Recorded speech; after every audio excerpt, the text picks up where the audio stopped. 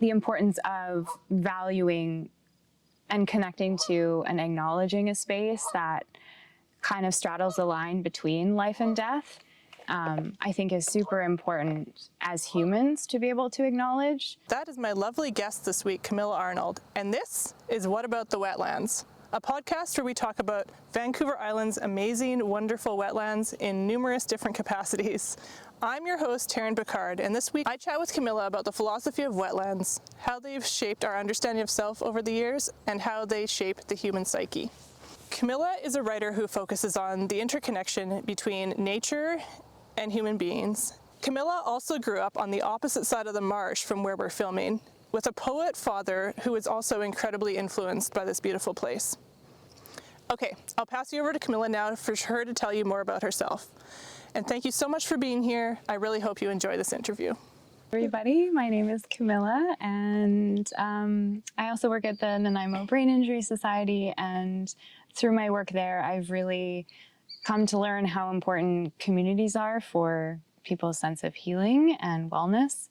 And I find there's so much community to be found in natural spaces, and almost specifically wetlands. So let's talk a little bit about where we are right now and why this wetland is so special to you and to, I guess, your understanding of community. Oh, I forgot. Okay, so I have a question that I'm going to ask every single guest on this podcast, and that question is pretty simple, but I suspect that we're going to get quite a few different answers, and that is just how you define wetlands. To me, wetlands basically are the definition of life. They're ecological spaces where basically all the biological processes that are necessary for life occur. There's decay, there's regeneration, recycling of nutrients and matter, the reemergence of new life. It's just, you have all of this movement and change happening at the same time. And yet I find that they are often quite overlooked ecosystems. And they also, to me, represent spaces that are liminal, so transition spaces.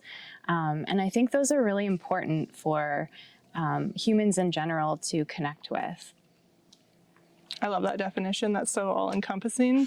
And I feel like you and I are both very, I don't know, dynamic people, I guess is a good way to describe it. Like we are both we observe a lot in the world and see a lot. And I think for me, that's definitely something that draws me to the wetlands a lot, is like that dynamicness that you kind of just described with like all the things that are going on.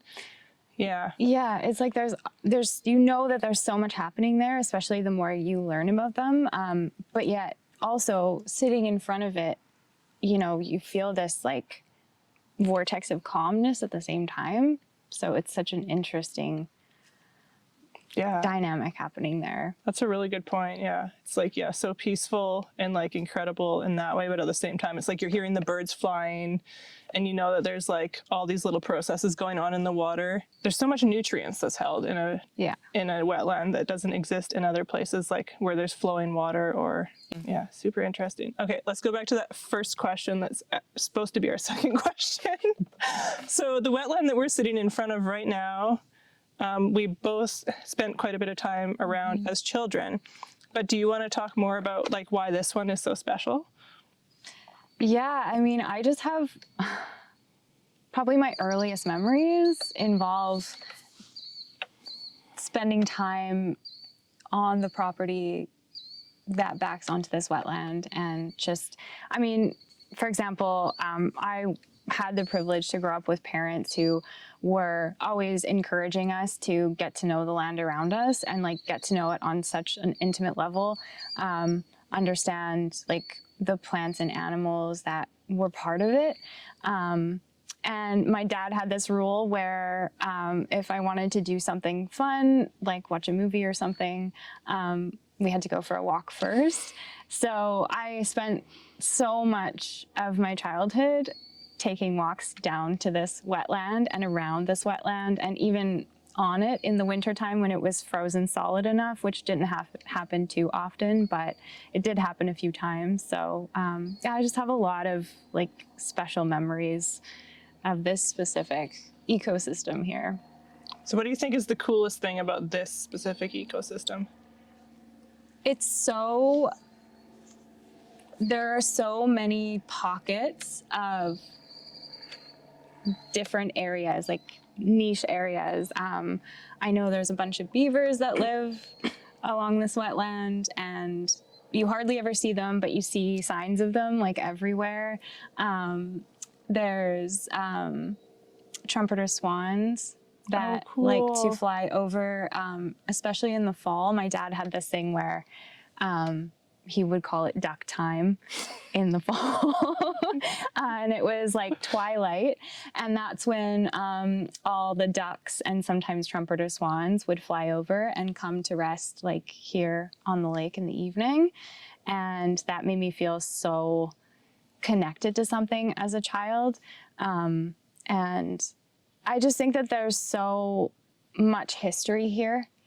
And it's so much untold history, and that's what makes it so special too, in a way. I didn't even think about that. I don't really know any history about this area other than, like, obviously it's been settled by European descended people in the past 100 years. Mm-hmm.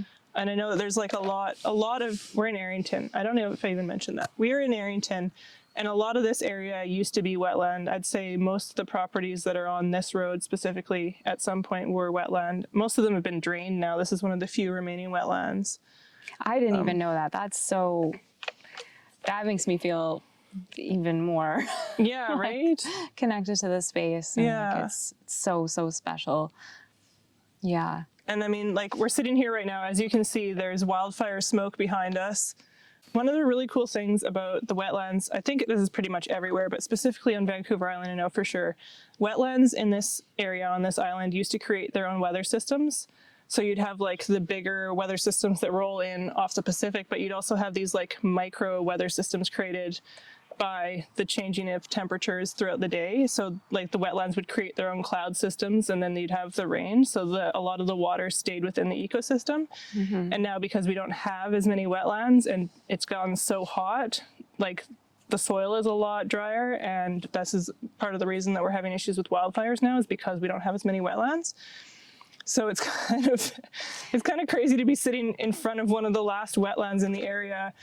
Well, within like 20 kilometers, we have 2 wildfires burning right now. Mm-hmm. Yeah, it's very, it really puts into perspective like the importance of the land. Yes. The water being held in the land right now. Yes, and us coming to this space during this time, it's like a visceral tribute to the importance while this is happening. Yeah, it's pretty nuts. You can hear the helicopters flying over to bring water to the fires. Yeah. It's crazy. Yeah. Yeah, and the water's pretty low, but it is mid-August, so. Yeah, you can still hear frogs jumping in there. Yeah. Birds flying around.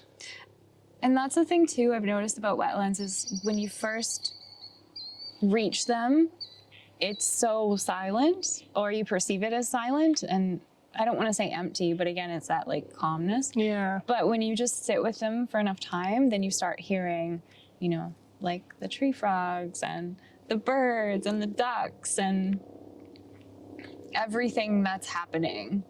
You start to perceive. Yeah, you got to be quiet so that everything forgets that you're here. Yeah. And they start talking again, and they start coming out and doing their thing. It's like if you just spend enough time to like let the land settle around you, then things start to continue with their processes. Yeah, for sure. We were interrupted by airplanes. Now we're being interrupted by geese, as you can hear behind me. That's more acceptable. That is. I mean, we're in their home, so we can mind our own business. But if you're not getting away from the squawking. That's fine. I'm okay with it. Yeah. I'll just talk louder. I like it. There you go. Okay, so let's get back to chatting about wetlands and how they've shaped, I guess, your life. Like, why did they matter from a cultural perspective or an individual perspective as somebody who loves nature and connecting to nature? I mean, I could say so much about this. I feel like it started, you know, I talked a bit about how I would go on a lot of walks when I was younger and just grew up really exploring the different ecosystems. And to me, wetlands, like swamps and bogs and the random like meadow lakes that you stumble on in the woods were the places that were the most intriguing to me. There's just like, you like smell them before you see them, right? Like you can smell almost like this like earth matter or like kind of decay, I want to say, but it's just, there's like a fullness, and being sites of transition, that to me as a child, I couldn't articulate what that meant, but as I've gotten older, I've started to understand the importance of that. The importance of valuing and connecting to and acknowledging a space that kind of straddles the line between life and death, I think is super important as humans to be able to acknowledge, because it allows us to connect deeper to these ecosystems and feel like we are part of that. I'm also someone who struggles with chronic illness, so at times you don't feel as home in your body, or you don't feel as safe in your body. And you're kind of told, I think, that a lot of the narratives tell you to go deeper into your body to resolve that. But a lot of times that's not accessible or feels safe for people. So being able to understand and connect to ecosystems that really rely on being in transition states or liminal states between life and decay, and just the value of that really helps you feel more at home in spaces that are external to yourself if your body doesn't feel safe. So I think to me that's really underscored just how meaningful these kinds of ecosystems are. So it almost feels like marshlands kind of give you permission to be in that space. That's so interesting. Yeah. It's like, okay, like you may not feel at home in your body right now, or you may not feel safe in your body, or you don't know what's going to happen. But in this moment, you're home because you're part of something greater. You're part of changing states, because you're part of nature.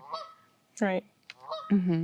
So, okay, so I would understand that too then as like, it gives your body permission almost to be in that state of like, creation and destruction that's so apparent to you when you're having those chronic illnesses. Yeah, exactly. It's like this, so cool. This isn't necessarily something that's the be all end all or something to fear.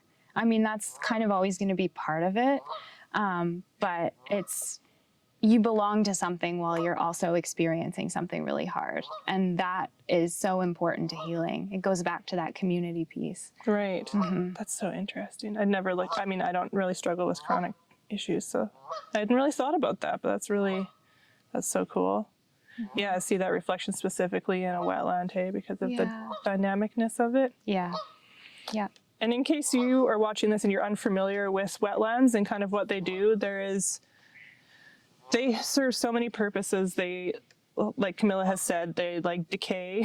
They hold a lot of plant matter that's decaying because it's like in the water, and there's such a transition between seasons that happens in a wetland. They filter water, like they are huge filtration systems. So it's almost like through just sitting in what seems like stagnation, they're actually creating this healthier environment for all of us. And then on top of that, they're just like incredible ecosystems and homes to all these different animals and all their different states of creation. So yeah, they're incredibly dynamic. Yeah, that's a good point. That goose is so loud. It's so fitting though. It's like look at me. You came to a wetland, like this is what it's about. This is what's happening. Yeah, this is where I live.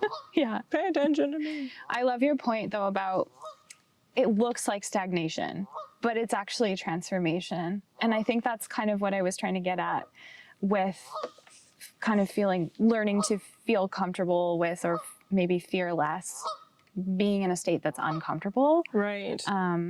Yeah, like you can almost see the purpose in your own transformation, even though it's like, feels like stagnation, because you can see that stagnation is transformation. Yeah, it feels like you're like stuck in the mud.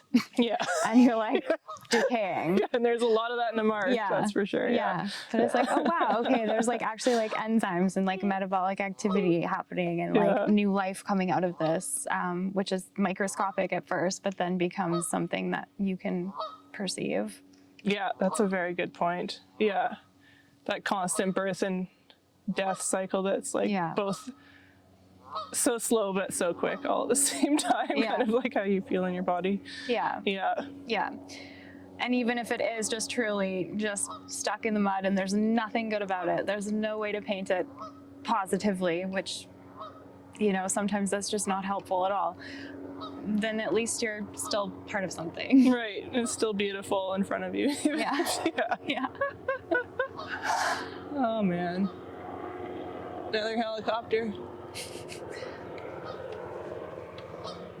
So we've covered a lot probably to answer this question already, but I'm going to ask you directly anyway. Yeah. So what is it about wetlands that you think should make people care about them?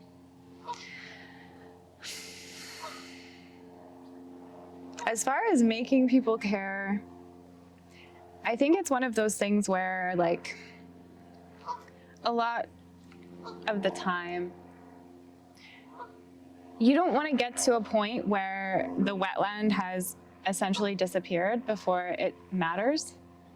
And that's the kind of process that you don't really notice until it's escalated to a point that's hard to reverse. And I think especially with wetlands, if you're getting to a point where it's almost the point of no return and you start noticing, that's the point where the ecosystems around the wetland are going to be significantly negatively affected by that state. So the quality of water, I mean, Hamilton Marsh is what, the largest watershed area? But it's the largest marsh in the central Vancouver Island area that's remaining. And that's Little Hamilton Marsh. There used to be a much bigger Hamilton Marsh, so. Yeah, so like maybe a lot of people don't know that. And so if we got to the point where, you know, it had been so significantly affected, and then you have this landscape that people have actually relied on so heavily and haven't realized it, that's why it should matter, is because, you know, you ideally want to make those connections before it's too late. So what happens if it's too late? I guess we're already seeing what's happening when it's too late, right? Because like I was talking about, we used to have these like localized weather systems that would keep so much more moisture in the earth. And now we're seeing drought issues. We're seeing extreme weather events because it's like the energy obviously that's in the atmosphere now is greater, but also it's like the water is not staying, so it's going back into the atmosphere. So you've got these bigger events. And then we're seeing, huge changes because of such simple things. It seems like such simple things to me anyway. Yeah. And there's been like so many studies that have happened where looking at wetlands and the function that they have, there's no way to efficiently do the same thing to filter water and to create these systems by humans. Yeah. So it seems, I don't know, it seems very wasteful on so many fronts to be destroying something that like so effectively does so much for human beings. Yeah. And I think too, there's like this dialogue of, well, it is completely too late. And so therefore let's invest in this technology to replace something that actually is still there to a certain degree. And there are still things we can do in terms of just increasing public awareness, and increasing people's connection to place is so important. And just helping people understand that like, hey, this is where your quality of life comes from, physically, as well as emotionally, spiritually, so many levels. Yeah, and such a simple thing. In a future episode, I'm actually going to interview somebody who is intimately connected to Buttertubs Marsh, and Buttertubs Marsh did not exist for a while, and somebody's passion was really all that brought it back, and now it's one of the coolest places in Nanaimo. It is. Yeah, it's so cool. Fully functioning marsh, like it's really cool. Yeah. So like there is capacity to bring these things back and to bring back like that connection to land and community and to the systems that function, but obviously it's a heck of a lot more difficult to bring something like this back than it is to just preserve it. Absolutely. So, yeah. I was at Buttertubs the other day, and it was like I hadn't been there for a while, and I was so blown away just by how it's like it forms a tunnel of foliage. It's so pretty. It's so pretty in there. Yeah, it's gorgeous. And then there's just like this huge, like almost square body of water in the center of it with all these birds and turtles and like right in the middle of the city. They're just living their best life. Yeah. And it's funny because when you drive on the highway and where you can overlook it, like just by BIU, it's so easy to overlook. Like literally, you are overlooking it as you drive by. Yeah. But if you actually like, it just goes back to like, if you take the time to actually sit with that space and be in that space and you start to notice these things, like the little things, like the foliage making a tunnel, or I also saw like a deer in there just feeling comfortable because there were no other humans around and like no cars passing. And it's just incredible what worlds open up to you if you prioritize spending more time with nature. So that's another reason why people should care. Yeah, that's a good one. Yeah. The fact that it's like doing all these things for us on like on a physical level while also potentially on a spiritual level too. And like all you have to do is show up. You don't have to do anything to this marsh for it to like give us all of the value that it's giving us. Exactly. Yeah. And I think that's such a huge lesson too, is like in a society where we're constantly kind of told that we need to be rushing and like working and pushing to do something else all the time. Like we're not taught that it's okay to just be satisfied with where you are and how it is, and that things actually happen when you slow down and you're quiet and you're just present with the moment. Like being in a place that like this where it's like you've been saying, like so quiet but also dynamic, and so much is being done work-wise with like just by existing. It's just like really inspiring and kind of life-altering from a like a philosophical point of view. Absolutely. And like that's such a good point. It makes me think that like it's such a privilege to know that there are spaces that you can just go to and show up at, and then just showing up is enough to feel part of it and to gain a benefit from it. Because just going back to this mentality of like everything you want in life, you have to just continue to work hard for and put yourself through it to earn. You know, nothing is given, it's just all earned. But in the context of ecosystems connecting to space, landscapes, that's not the case. Like you go there and you allow yourself to be part of that space and like do it respectfully. I would say that that's the part that's earned, but it's such a privilege to be able to have spaces like that in a world that convinces us that everything needs to be earned. Yeah, that's a very good point. Yeah, and I guess that doesn't exist everywhere in the world. You get spoiled living on Vancouver Island because you're just surrounded by these like magical, wonderful places all the time. And you forget that like that doesn't exist everywhere. Yeah. But all the more reason to try to make sure that places like this do remain, and that we can be an example in the rest of the world for like what can be done. Yeah. Yeah. So I know that you also have a pretty strong connection to Englishman River, which is what this is part of the watershed for. And Englishman River is like very close that direction. So I don't know if you wanted to talk on that at all. And Yeah, I mean, I could talk for hours about it. You have 20 minutes. It was one of the places that I grew up going to, like, and I always come back to my dad's influence just because, like, it truly was so much about connecting with nature. And he really lived and breathed that. And so, of course, he had this spot called the Mr. Andy swimming hole. And why was it called Mr. Andy? Good question. Actually, there was our neighbor was named Andy.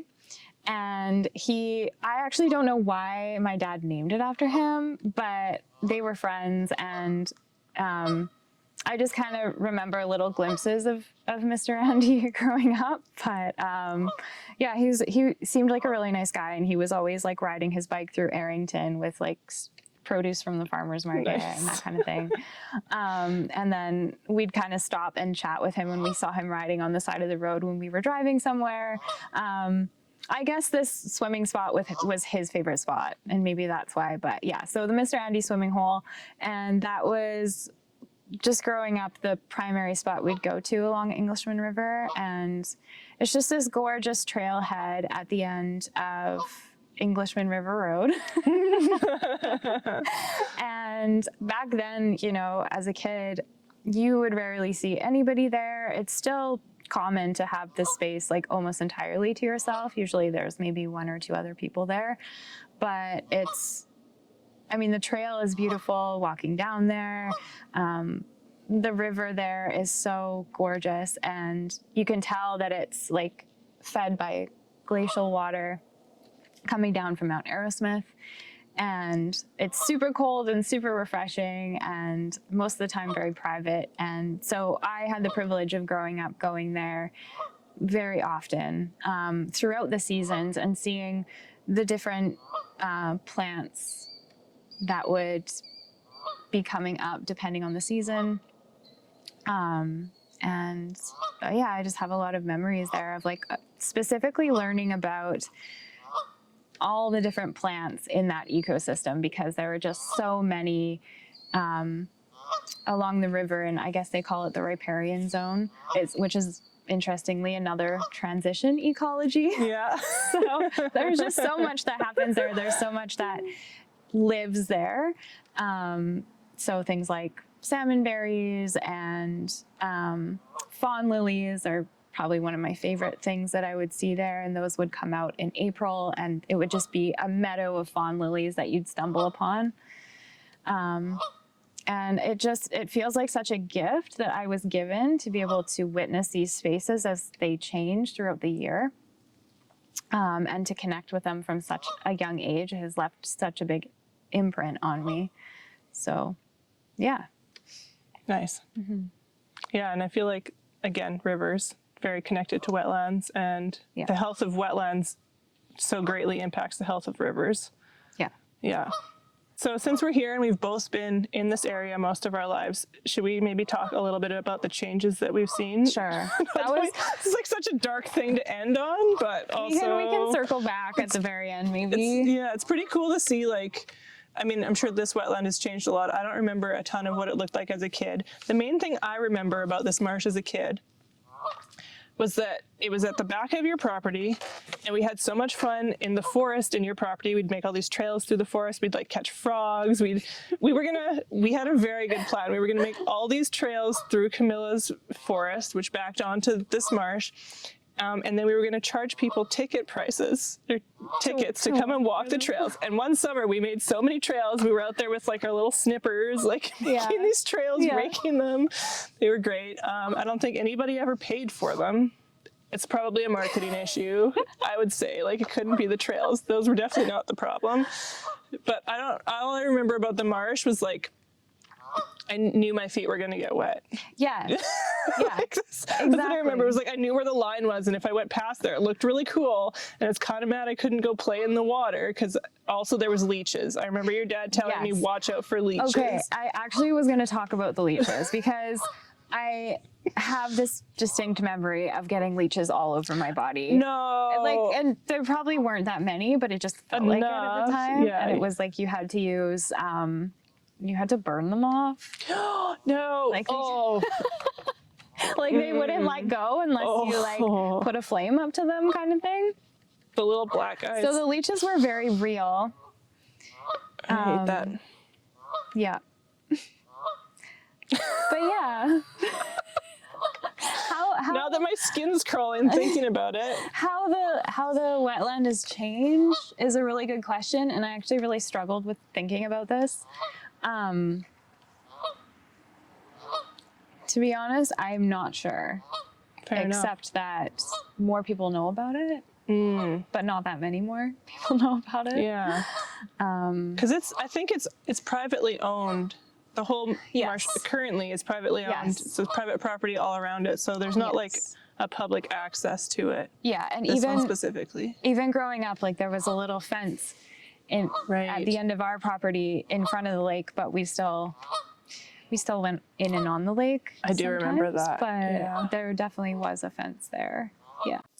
Yeah, I mean, I know Englishman River has changed a heck of a lot since we were kids. Yeah, I can definitely speak to that. Yeah. I mean, not from like any sort of... From an anecdotal standpoint. Yeah, just from things that I've noticed and just, you know, the levels that the river is and the amount of logging. You know, one thing for me is like going back to the Mr. Andy swimming hole is growing up, there would always just be this swath of beautiful forest on the other side of the river. And now there's just a thin stand of trees, but you can see that it's clear cut on the other side of that. And that just does some things to your psyche to see. Growing up, seeing it as this beautiful forest with so many like, you know, so many questions around it. Like, what's in there? What am I going to find in there? Where does it go? Are there trails in there? Am I going to run into people? To now just being able to see clearly this empty space where there was so much life and so many questions. Right. And I think I'm getting philosophical again.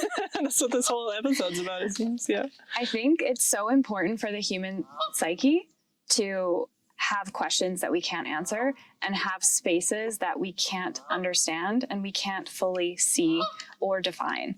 And so comparing like an old growth forest, for example, to something clear cut just changes something for us in a detrimental way. I mean, there's a lot that changes with that, but it's that piece of like, okay, now I can see to the total other side of this space and there's no kind of like landmarking.